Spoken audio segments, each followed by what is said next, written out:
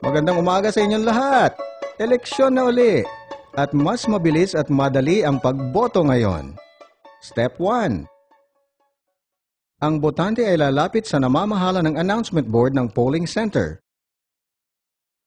Magbibigay ng kanyang impormasyon para malaman kung saan siya naka-assign na presinto. Step 2.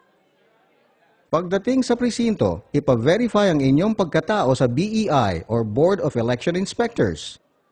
I-check sa BEI kung tama ang impormasyon na binigay ninyo.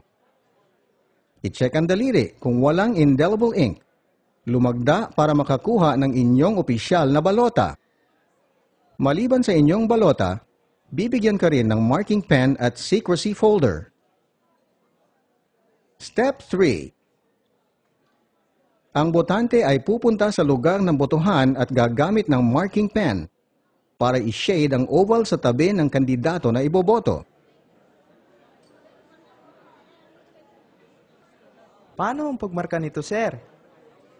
Huwag markahan ng ganito. Dapat markahan ang buong oval. Huwag bumoto ng sobra o madidisqualify ang boto mo. Maghanda ng kodigo. Isang balota kada botante. Huwag ikulubot o itiklop ang inyong balota. Tapos na po ba, sir? Step 4. Ang botante ay lalapit sa PICOS o Precinct Count Optical Scan at siya mismo ang magpapasok ng kanyang balota. Maaaring ipasok ang balota ng kahit anumang posisyon sa PICOS. Hintayin ang kumpirmasyon ng PICOS na pumasok na ang inyong balota.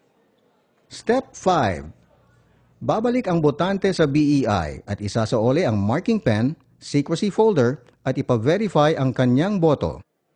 Magpalagay ng indelible ink at magbigay ng thumb mark.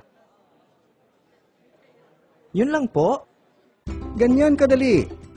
Boto na!